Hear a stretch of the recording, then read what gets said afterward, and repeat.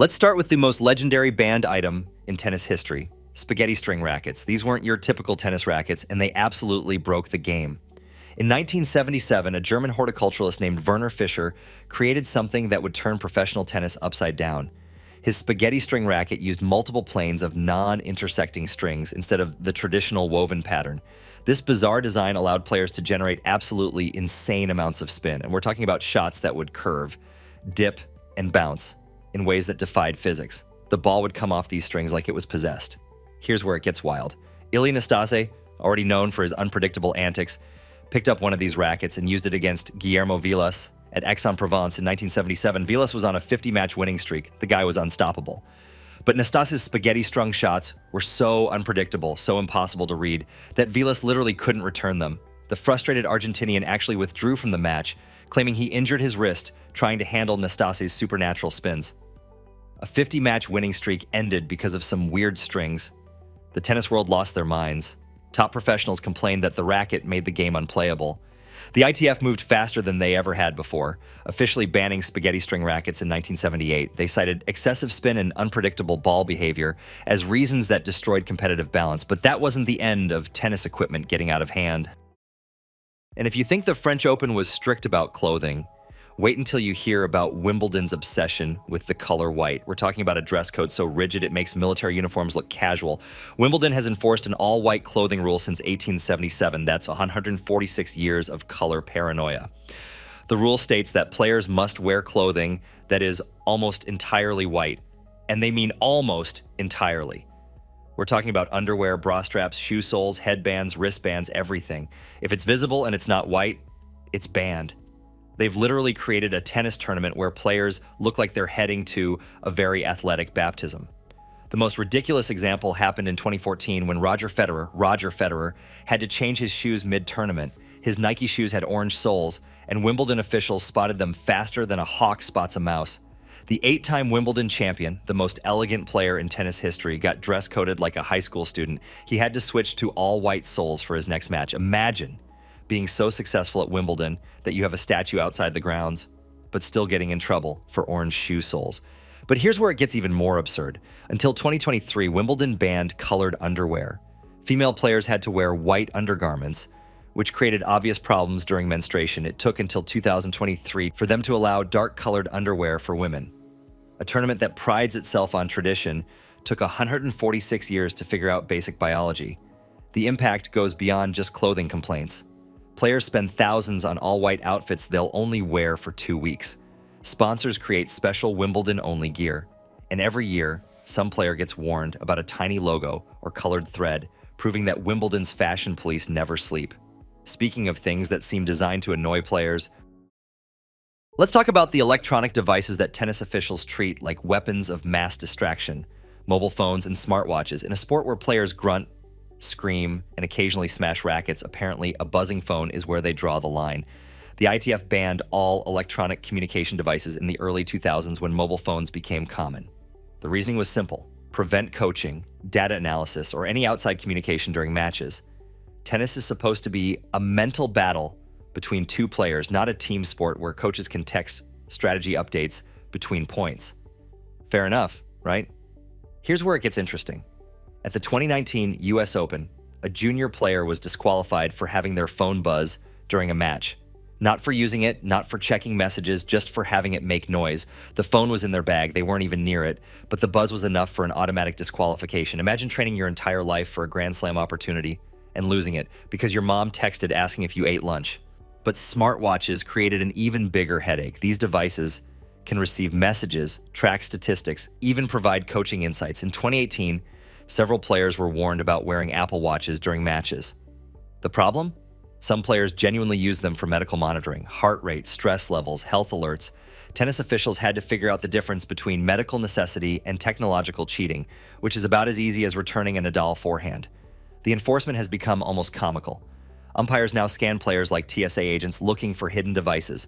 Ball kids are trained to spot electronic equipment, and players have to prove their watches are in airplane mode or completely powered off. We've reached a point where tennis players get more electronic scrutiny than airline passengers. If you're loving this video, subscribe now and help us hit 5,000 tennis fans by month's end. This paranoia about technology extends to some truly bizarre equipment rules. Now let's discuss tennis rackets that got too big for their own good, literally. The ITF had to step in when racket manufacturers started treating tennis like a bigger is better arms race. In the 1980s, racket technology exploded. Manufacturers discovered that larger racket heads meant bigger sweet spots, more power, and easier shots for recreational players. But some companies took this logic to absolutely ridiculous extremes. We're talking about rackets that looked more like tennis-themed ping pong paddles or medieval shields than professional equipment. The breaking point came when rackets started exceeding 29 inches in length and 12.5 inches in width. Players were showing up with equipment that looked like they were planning to play tennis and swat flies simultaneously. The ITF realized that if they didn't set limits, tennis rackets would eventually evolve into tennis surfboards. So in the late 1980s, they established maximum dimensions: 29 inches long, 12.5 inches wide, and specific string area limits. But here's the crazy part. Some players actually complained about these restrictions. They'd gotten used to their oversized equipment and felt limited by normal racket dimensions. It's like complaining that your car's too small after driving a monster truck. Professional players had to readjust their entire game because their rackets got downsized to merely large instead of comically oversized. The impact was immediate. Manufacturers had to redesign their entire product lines. Players had to relearn shot techniques, and recreational players lost their oversized training wheels, which probably explains why your weekend tennis game still looks like controlled chaos. These size restrictions led to even more specific equipment regulations. Speaking of equipment that seemed like a good idea until someone got hurt, let's talk about metal strings, the tennis equivalent of bringing a knife to a pillow fight. In the early days of modern tennis, manufacturers experimented with every possible string material. Natural gut was expensive, synthetic strings were inconsistent, so some genius decided to try metal. Steel strings, aluminum strings, various metal alloys. If it was metallic and thin enough to string a racket, someone tried it. The logic seemed sound. Metal is durable, provides consistent tension, and should last longer than organic materials. Here's where physics and common sense collided spectacularly. Metal strings, when they snapped, and they did snap, became projectile weapons. Picture this: you're playing tennis, your opponent hits a powerful shot, their metal string breaks under tension, and suddenly there's a sharp piece of metal flying across the court at high speed. It's like playing tennis in a construction zone where the construction materials occasionally launch themselves at your face. The specific incident that ended metal strings happened in the early 1980s when a player suffered a serious eye injury from a snapped metal string. The string broke during a powerful serve, whipped across the net, and struck the opponent. The injury was severe enough to require surgery and nearly ended the player's career. Tennis officials realized they'd accidentally created a sport where equipment failure could cause permanent disability. The ITF banned metal strings immediately, restricting racket strings to synthetic materials like nylon, polyester, and natural gut. The ban was so comprehensive that even metal core strings with synthetic coatings were prohibited.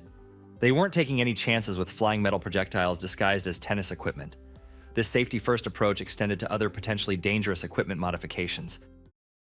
Now let's talk about tennis players who tried to turn themselves into walking billboards, and why tennis officials decided there should be limits to commercial fashion statements. Professional tennis players are essentially mobile advertising platforms. Their clothing, rackets, shoes, and accessories all feature sponsor logos, and these endorsement deals can be worth millions. But in the 1990s, some players started looking less like athletes and more like NASCAR drivers who'd lost their cars.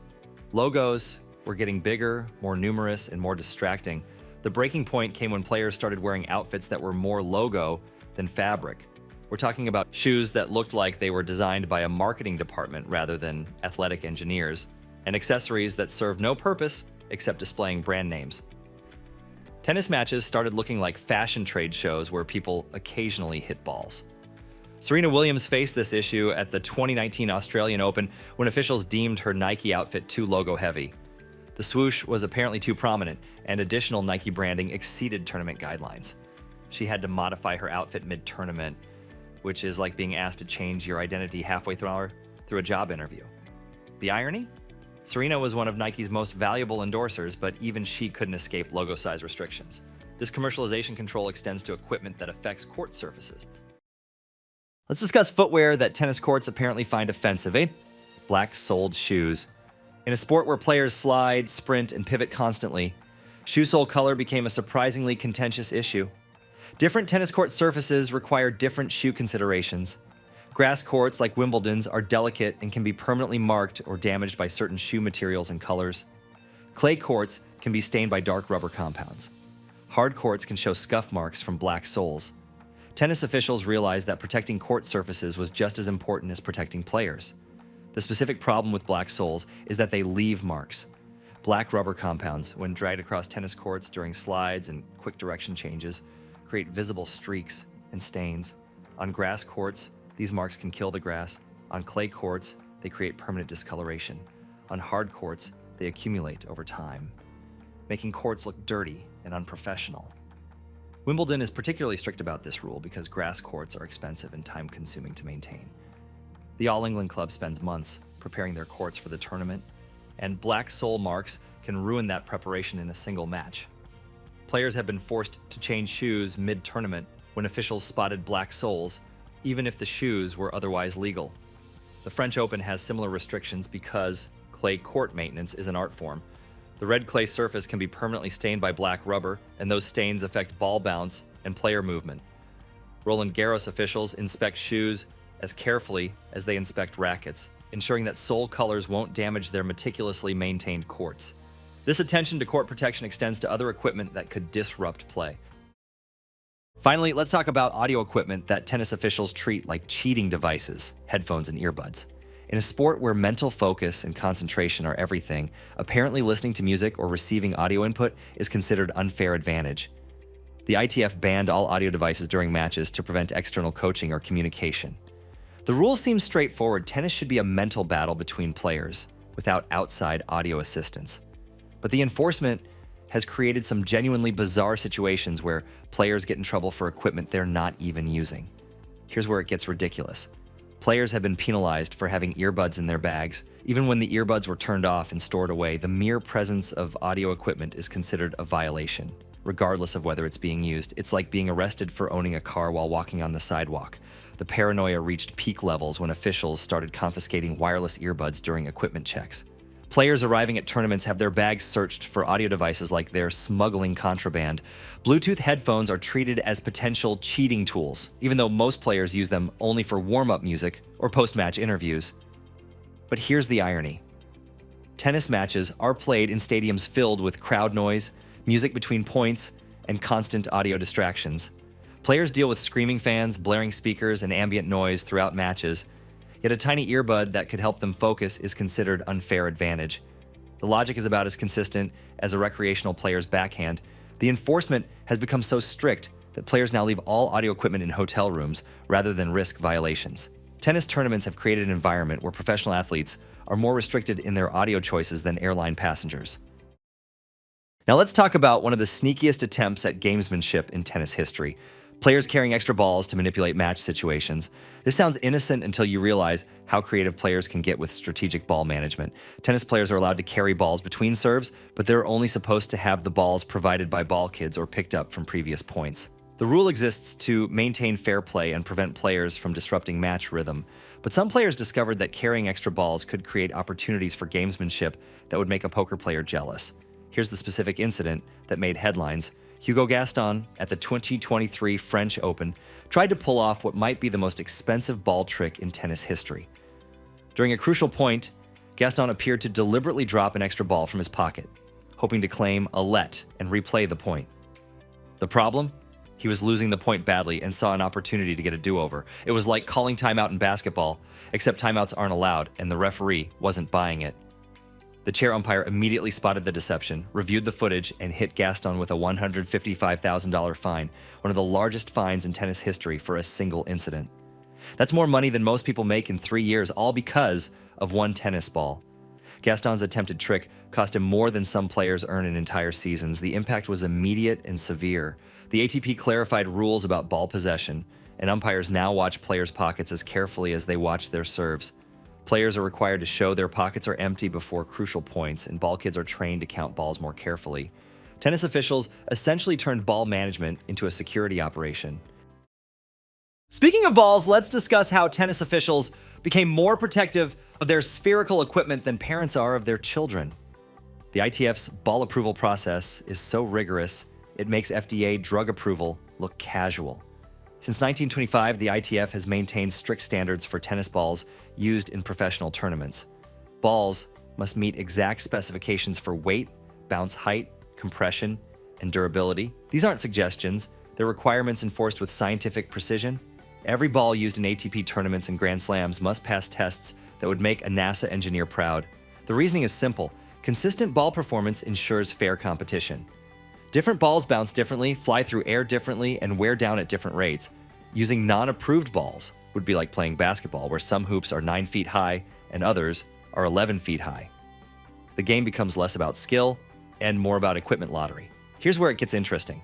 Ball manufacturers spend millions developing balls that meet ITF standards.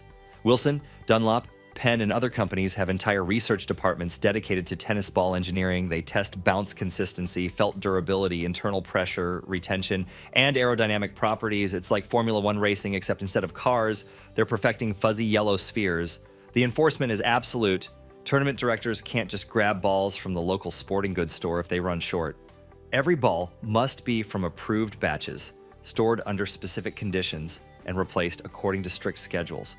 Players have been disqualified for practicing with non-approved balls before matches, even though the practice balls weren't used in actual competition. Thanks for watching all the way to the end. If you love this video, subscribe now and help us hit 5,000 tennis fans by month's end. Here you can watch another of our videos.